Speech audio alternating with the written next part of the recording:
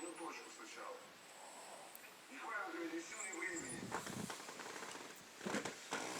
Если вдруг это не получится, вы сейчас все силы убьете в какую-то в одну отрасль, а потом поймете,